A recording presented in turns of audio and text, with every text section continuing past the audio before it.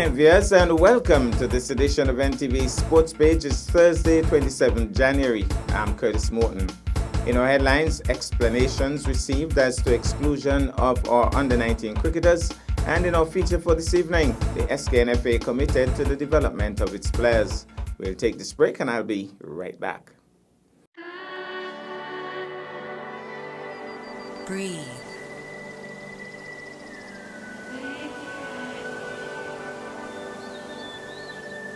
Release.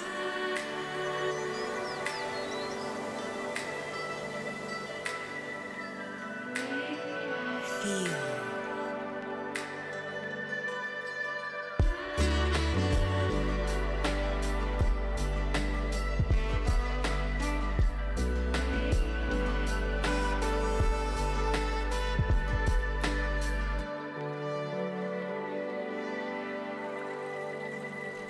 Transform.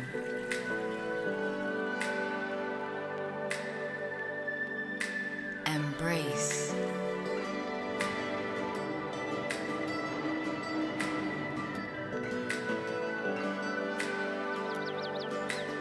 You.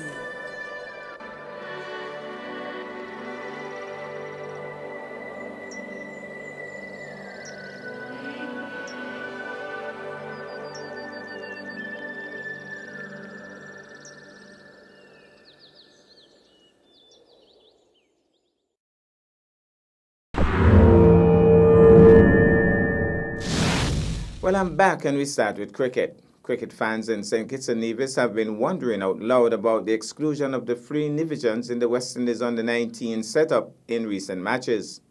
For the St. Kitts leg of the tournament, it was explained that Onaje Amri and Jaden Carmichael had contracted the COVID-19 virus, but there was no word on Carlon Bowen Tuckett.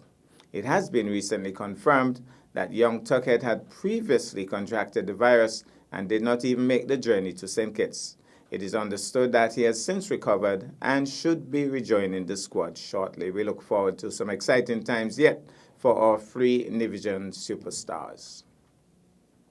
Over in Barbados on Wednesday, a brutal 51-ball century from Rovman Powell blasted the West Indies to a 20-run victory over England and a 2-1 lead in their 5-match T20 series in Barbados. Powell muscled the hosts to 224 for 5 with an astonishing 107 from just 53 balls and made a 122-run stand for the third wicket with Nicholas Pooran, who was the perfect cornerman to Powell's heavyweight destroyer with a sublimely crafted 70 off 43 balls. In response, England's inexperienced team, which had undergone no less than 5 changes through illness, injury, and rotation, were left punch-drunk until Tom Banton's brilliant half-century and an assured 57 from newcomer Phil Salt on his T20 debut. But ultimately, the tourists had been left with too much to do. Summary scores: West Indies 224 for 5, Powell 107, Pooran 70, beat England 204 for 9, Banton 73, Salt 57, Shepherd 3 for 59, Pollard 2 for 31, and so West Indies won by 20 runs. In more cricket news, the Cricket West Indies selection panel yesterday announced the senior men's squad for the upcoming 3-match one-day international series against India. The West Indies will visit the subcontinent from February 6th to the 20th, where they will also play 3 T20 internationals. The full squad reads: Kyron Pollard captain, Fabian Allen, Nkrumah Bonner, Darren Bravo, Sharma Brooks, Jason Holder, Shai Hope, Akhil Hussain, Alzari Joseph, Brandon King, Nicholas Pooran, Kemar Roach, Romario Shepherd, and Odean Smith, along with Hayden Walsh Jr. In terms of the one-day match schedule, February the 6th, the 1st, February the 9th, the 2nd, and February the 11th, the 3rd. And in the Under-19 World Cup update, a blistering display with the bat by Jacob Bethel helped England advance to the semi-finals of the Super League in a 6-wicket win over South Africa. Bethel was one of the bowlers to restrict South Africa to 209 all-out before hitting 88 to see England set up a clash with either Sri Lanka or Afghanistan. Meanwhile, Matthew Welch's 78 helped Zimbabwe to set Scotland a tricky chase of 248 in their plate quarter-final. Scotland was unable to build partnerships as they slumped to 140 all out to see Zimbabwe advance to meet Ireland. They will be joined in the semi-finals by the host West Indies, who were too good for Papua New Guinea in a 169-run win. The West Indies will now face the United Arab Emirates, while Papua New Guinea are set to take on Uganda in the playoffs. The Windies Rising Stars, meantime, thoroughly annihilated the Papua New Guinea boys on Wednesday, with standing skipper Matthew Nandu the star of the show. Summary scores: West Indies 317 for 7 in 50 overs. Matthew Nandu 128, Shakir Paris 64, Kevin Wickham 61 not out. Boyju Ray, he picked up 3 for 43, Barnabas Maha 2 for 47. Papua New Guinea 148 all out in 37.4. Ayo Oru 27, Peter Karuho 21. Clark, Thorne, and Nando picked up 2 wickets each. West Indies won by 169 runs. And so today should have seen the fixture between Sri Lanka and Afghanistan at the Coolidge Cricket Ground in Antigua, and that's part of the Super League. We'll take this break, and I'll be back with our feature for this evening.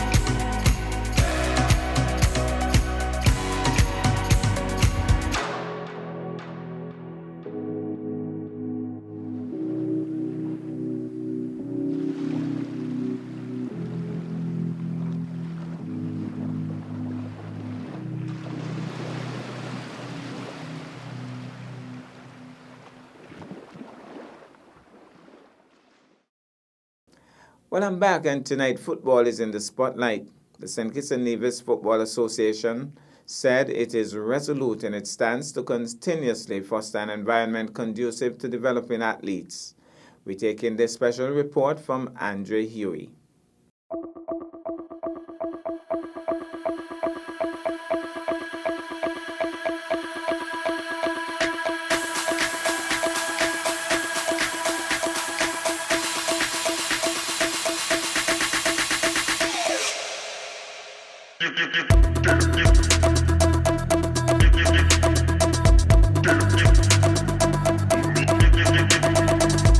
At a time when countries in the Caribbean are struggling to get their national programs up and running due to effects from the COVID-19 pandemic, St. Kitts and Nevis is a remarkable exception.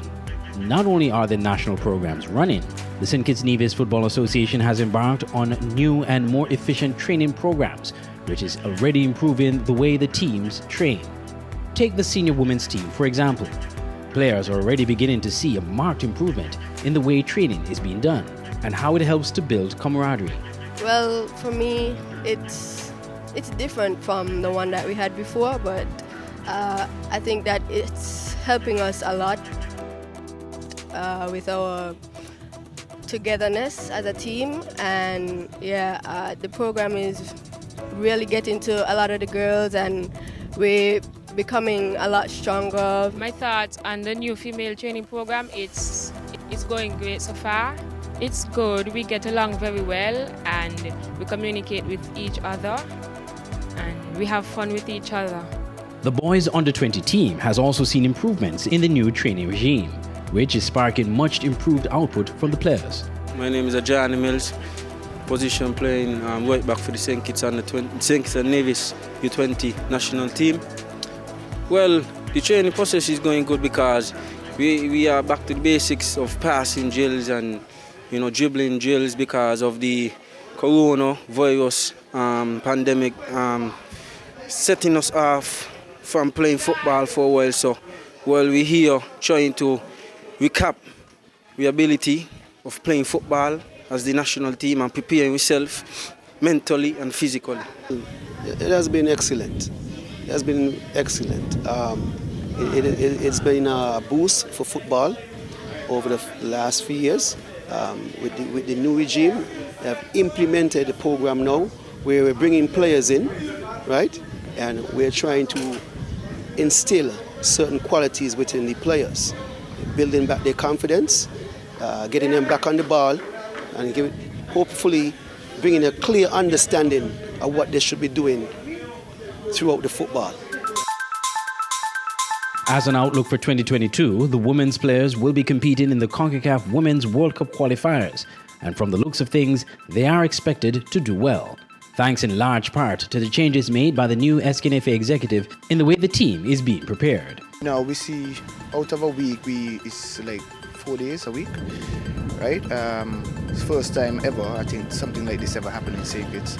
Actually, we are in the year 2022 now, and to be honest, since we start, we train right down to the very last day of the year, so it's a major improvement.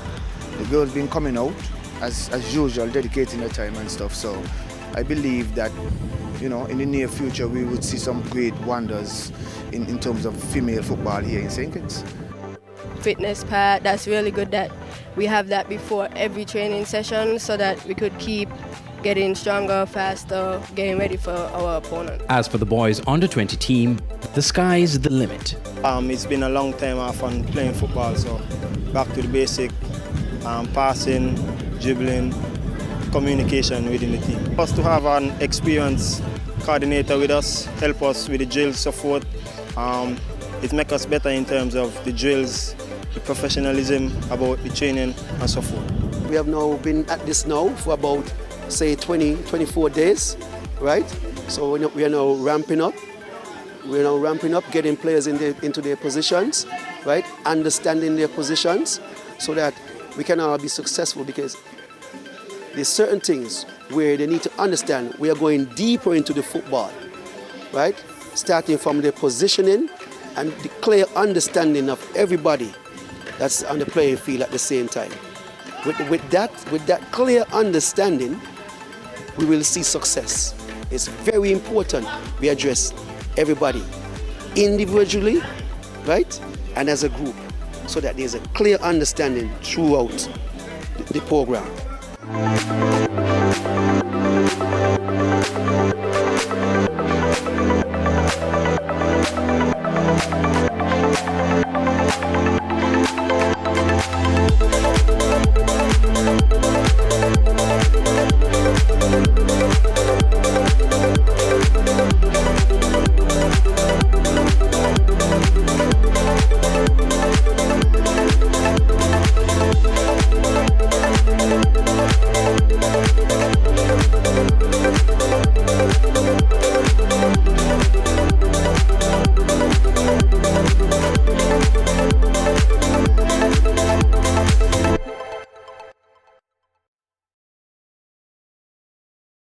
Well, thank you so much, Andre. That's our package for this evening. I am Curtis Morton, reminding you that you can watch sports if you're not fit. But to play sports requires fitness, diligence, and sacrifice. Have a good night.